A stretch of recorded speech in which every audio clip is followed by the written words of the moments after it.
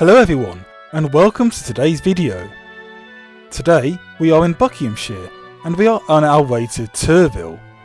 Turville is often known by another name as well though, and that other name is Dibley, as in the BBC sitcom The Vicar of Dibley. Dibley is a fictional village which in the comedy they say is in Oxfordshire.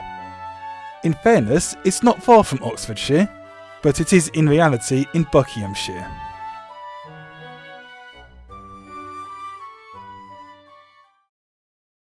Welcome to Turville, let's go for a walk. The Vicar of Dibley is one of my favourite British sitcoms and is filmed here. It was voted the third most popular British sitcom in BBC's British Best Sitcom series in the early 2000s, beaten by Only Fools and Horses and Blackadder. It starred Dawn French as the vicar, and other actors and actresses included Gary Waldhorn, Roger Lloyd Pack, Emma Chambers and Trevor Peacock. Turville seems to be a very small and peaceful village. There are a few places to show you, but let's start here. This is the vicarage where Geraldine Granger lived. My understanding is that the scenes on the inside of the vicarage are inside a studio, but the scenes outside were filmed here.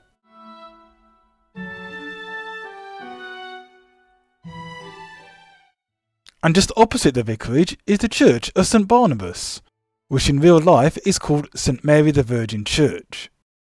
This Grade 2 listed church is recorded as first being here since the 12th century and was built mainly using flint, which is what was available during the Middle Ages.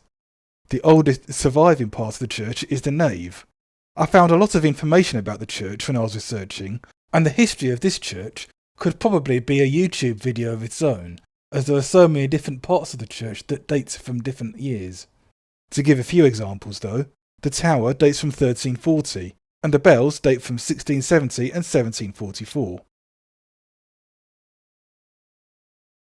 I'm not sure if I can go inside, but let's see.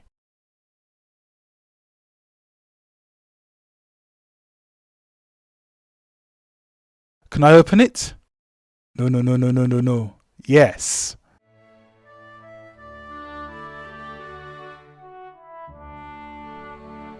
So we have been able to enter, which is really amazing. I'm not sure if literally all scenes of inside the church were in here, or if any parts were filmed in a studio, but it looks similar, and I would imagine at least some of it was filmed in here.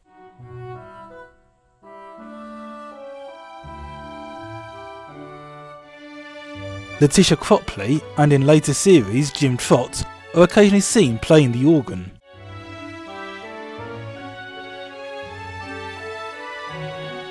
Alison Hugo's child was baptised here.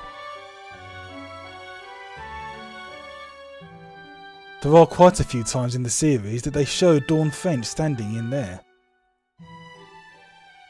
On at least one occasion, Alice Tinker is seen reading the Bible here.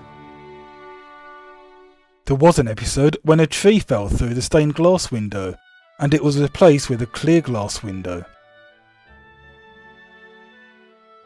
These cottages appear a few times in the series, I think including where the man the vicar ends up being married to lives when he first arrives.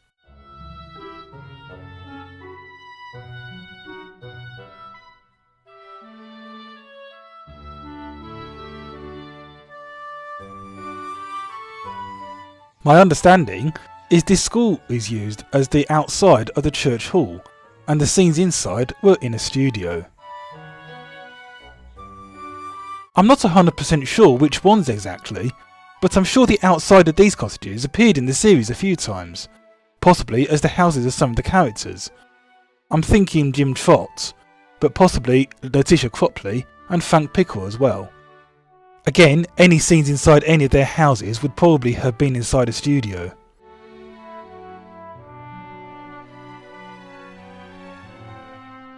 Going off the subject of the Vicar of Dibley for a minute, just next to these cottages is a little footpath.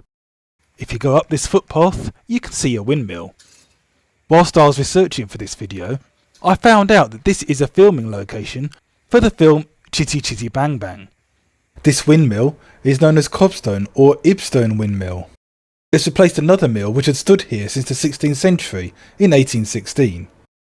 It was a working mill grinding cereal until 1873, and it has been a private residence since the 1970s. Fortunately, on the day that I'm here, it doesn't look too much like it's been raining recently, so I don't think I need to worry about falling into puddles like the vicar in the Vicar of Dibley did on at least 2 occasions. When I was researching, I found out this pub was also a filming location of Midsummer Murders. According to the sign outside, it was used in 2 episodes.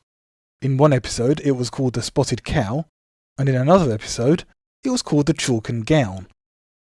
Within my research though, I saw that it was called The Chalk and Gun rather than The Chalk and Gown, so maybe let me know in the comments if you know which one is correct. The film Goodnight Mr. Tom was also filmed here. There is one more filming location which is not here in Turville, but in Little Missenden, which is 14 miles away, so let's go for a drive to there.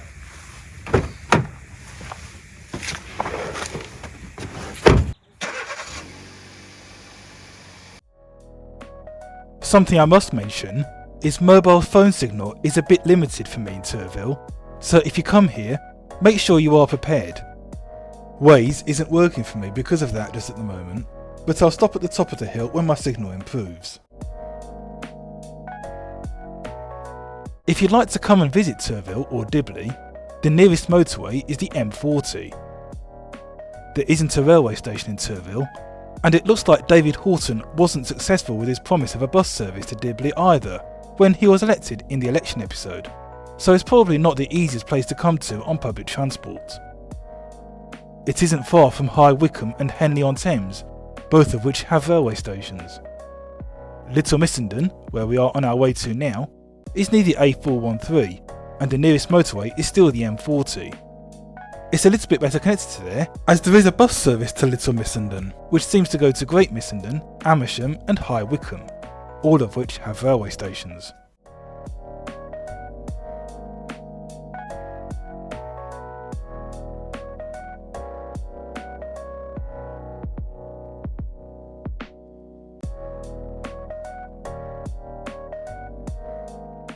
And here we are at David Horton's house.